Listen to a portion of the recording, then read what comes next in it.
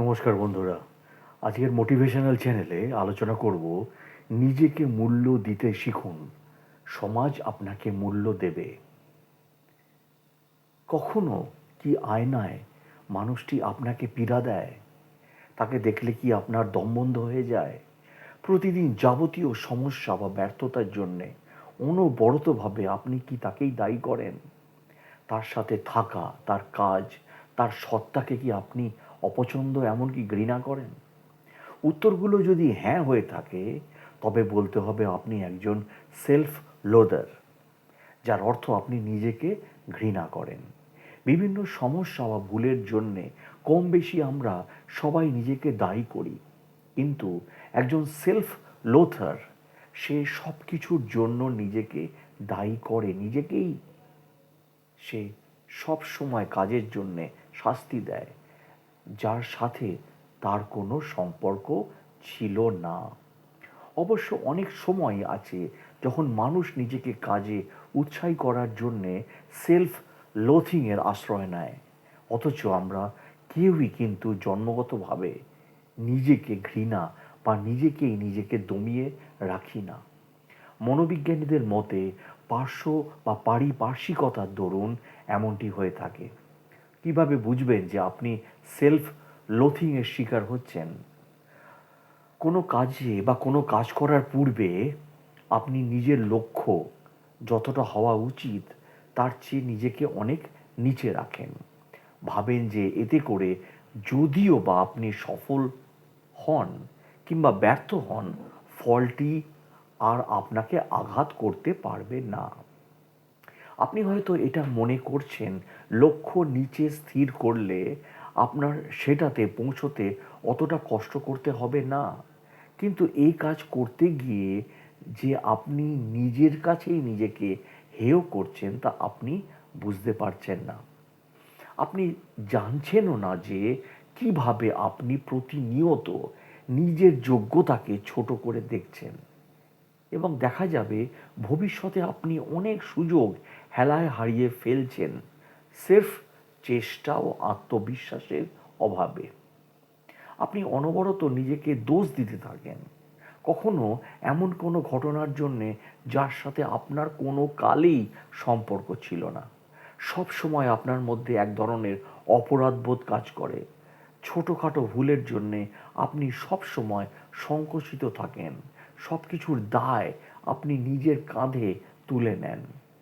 ধরা যাক আপনাদের দলগত কোনো কাজের ফল হিসাবে ফল বিশেষ সুবিধার হয়নি, দোষ আপনার একার নয়, কিন্তু আপনি নিজের কাঁধেই তা পুরোটা তুলে নিচ্ছেন।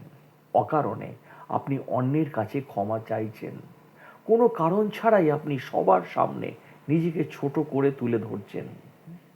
আপনি মানুষ হিসাবে নিজেকে যত তুচ্ছ তাচ্ছিল্য করবেন, ততই আপনার দৈনন্দিন জীবনে তার প্রভাব ফেলবে। কারণ যেখানে আপনি নিজেই নিজেকে মর্যাদা দিতে পারছেন না, সেখানে আরেকজন কিভাবে আপনাকে সেই মর্যাদা দেবে?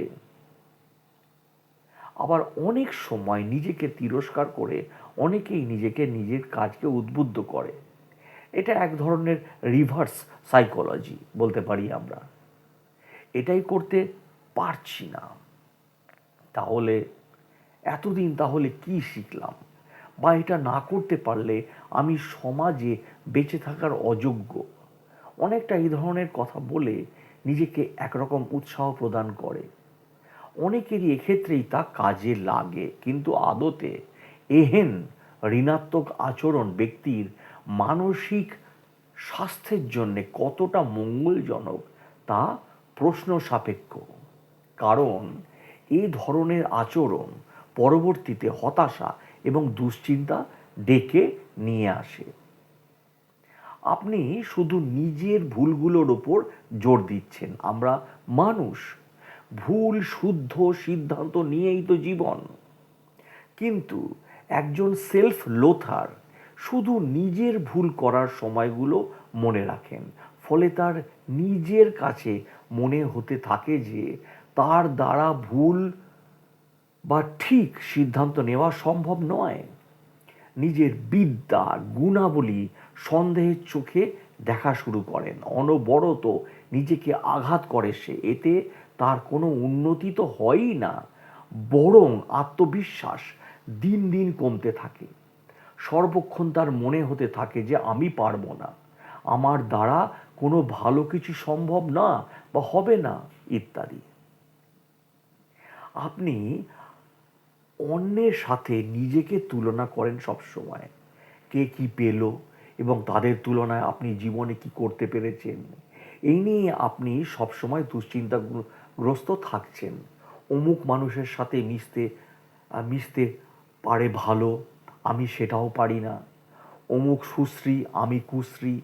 প্রতিনিয়ত নিজেকে অপরের সাথে তুলনা করতে গিয়ে দেখা যায় যে আপনি অবাস্তব চিন্তা করছেন অথবা নিজেকে হেয় মনে করছেন। ভালো খারাপ এ দুয়ে মিলেই তো মানুষ, স্বাভাবিকভাবেই সবার একে অপরের গুণ থাকবে। আমরা যে কাজে পারদর্শী তাতে আপনিও পারদর্শী নাও হতে পারেন, আবার এর উল্টোটাও সত্য। তাই অহেতুক নিজের বা অহেতুক অন্যের সাথে নিজেকে তুলনা করা, ঈর্ষান্বিত হওয়া মোটেই বুদ্ধিমানের কাজ নয়। সেলফ লোথের ব্যাধি আছে যাদের, তারা প্রতিনিয়ত সমাজে টিকে থাকার জন্যে স্বীকৃতির সন্ধান করেন অন্যের কাছ থেকে। তাকে নিয়ে কে কি ভাবলো, তা কে তাকে গ্রহণ করলো, তা নিয়ে সে ব্যতিব্যস্ত থাকে। এ এক ধরনের ব্যাধি যা মানুষকে কুড়ে কুড়ে খায় প্রতিনিয়ত। এর কবল থেকে রেহাই পাননি বহু প্রসিদ্ধ ব্যক্তি। তাই আমার মতে সেলফ লোথ একটা চোরা বালির মতো, ধীরে ধীরে মানুষ তাতে তলিয়ে যেতে থাকে এবং একসময় সে নিজেকে হারাতে বসে, এমনকি নিজের প্রাণও। নিজেকে ধীরে ধীরে ক্ষয়ে ফেলা, এসব মানুষ জীবনের প্রতি আগ্রহ হারিয়ে ফেলে, নিজের প্রতি তীব্র বিতৃষ্ণার জন্ম দেয়। দেখা যাবে যে দৈনন্দিন সব কাজই করছেন, সবার সাথে হাসছেন, আড্ডা দিচ্ছেন, কিন্তু ভেতরে ভেতরে তারা প্রচণ্ড দুঃখী, প্রচণ্ড একা। আর তারা যাই অর্জন করুক না কেন, যতই গুণবান হোক না কেন, নিজের কাছে তারা সেই একই ক্ষুদ্র এবং নিকৃষ্ট। তারা নিজেদের মস্তিষ্কে নিজের তৈরি কারাগারে বন্দী। হ্যাঁ বন্ধুরা, এক পর্যায়ে তারা সে বন্দিশালা থেকে মুক্তি পাওয়ার জন্যে সবচেয়ে ভয়ঙ্কর রাস্তা বেছে নেয়, সেটি হলো আত্মহত্যা। এ কথা বলা বাহুল্য যে আত্মহননের একটা বড় কারণ হলো নিজের প্রতি ঘৃণা। শত শত সুইসাইড নোটে সেটা উজ্জ্ব থেকে যায়, আত্মগ্লানির হাহাকার। তাহলে বন্ধুরা, উপায় প্রথমত আপনার উচিত আপনি মন থেকে যে কাজটা করতে চাইছেন সেই অনুযায়ী লক্ষ্য স্থির করা। এতে আপনার ব্যর্থ হওয়ার সম্ভাবনা থাকলেও আপনার উচিত নিজেকে সেই কাজে উদ্যমী হওয়া, কারণ ব্যর্থতা থেকেই সফলতা আসে। ভয় পেলে চলবে না। প্রথম পদক্ষেপ ফেললেই না আপনি সামনে এগোতে পারবেন। অহেতুক নিজেকে দোষারোপ করা এবং অন্যের কাছে নতজানু হয়ে থাকার অভ্যাস পরিত্যাগ করুন আজ থেকে। অকারণে ক্ষমা চাইতে চাইতে আপনি আপনার অবস্থানকে যেমন দুর্বল করছেন, তেমনি দুর্বল করছেন নিজের কথা, ওজনকে। এরপর হয়তো দেখা যাবে আপনি যখন কোনো ভুলের জন্যে ক্ষমা চাইছেন, তখন আপনার আন্তরিকতাকে আর গুরুত্ব দেওয়া হবে না। কেননা আপনি যে পান থেকে চুন খসলেই মানুষের কাছে ক্ষমা চেয়ে বসেন। আপনার কথার ভার, আপনার কথার ওজন, আপনার অবস্থান এতটাই দুর্বল হয়ে দাঁড়িয়েছে যে আপনার আন্তরিক অনুতাপকে আর দাম দেয় না কেউ এই সমাজে। সুতরাং অহেতুক ক্ষমা প্রার্থনা আর না। নিজেকে ইতিবাচকভাবে উৎসাহ দিন। আমি পরিশ্রম করেছি, তাই আমি পারবো। কিংবা এতদিন না হয় হেলাফেলা করেছি, কিন্তু এখন থেকেই সর্বোচ্চ চেষ্টা করলে আমি সফল হব, এ ধরনের কথা বলে নিজেকে উদ্বুদ্ধ করুন। সফল হলে নিজেকে বাহবা দিন। আর ব্যর্থ হলে নিজেকে সান্ত্বনা দিন, এবার হয়নি তো কি হয়েছে, এর পরের বার হবে। এভাবে উৎসাহ দিন নিজেকে, নিজের পিঠ চাপড়াতে শিখুন। নিজের ভুলের সাথে সাথে সঠিক সিদ্ধান্তের বা কাজের কথা মনে রাখবেন, নিজের ইতিবাচক গুণগুলো মনে রাখবেন এবং নিজের ভুল হতে শিক্ষা নেবেন। মনে রাখবেন ব্যর্থতা থেকে শেখার আছে অনেক কিছু। অন্যের সাথে নিজেকে তুলনা করার চেয়ে নিজেকে নিজের সাথে তুলনা করুন, সেলফ কম্পেয়ার করুন, নিজেকে উন্নত করুন। কাজে কর্মে অভ্যাসে সব ধরনের সমানের দিকে চোখ রাখবেন বা সব সময় সামনের দিকে চোখ রাখবেন। আজকের আপনি যেন গত দিনের আপনির চেয়ে হন আরও জ্ঞানী, আরও কর্মঠ।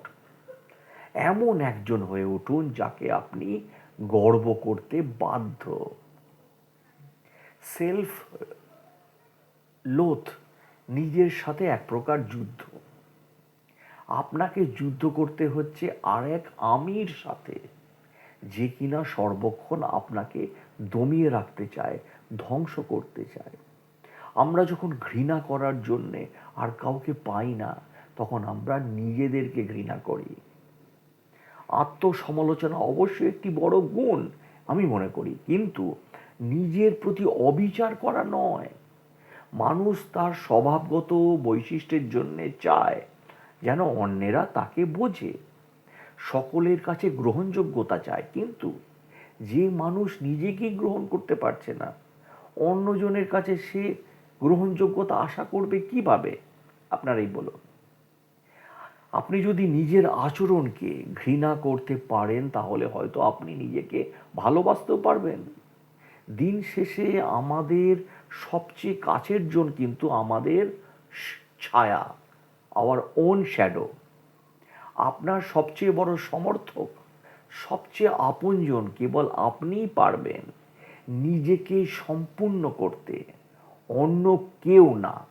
তাই নিজেকে ভালোবাসুন, মাথা উঁচু করে বাঁচুন। ভিডিওটি ভালো লাগলে চ্যানেলটিকে প্লিজ সাবস্ক্রাইব করে দিন, শেয়ার করে দিন, লাইক কমেন্টস অবশ্যই করবেন।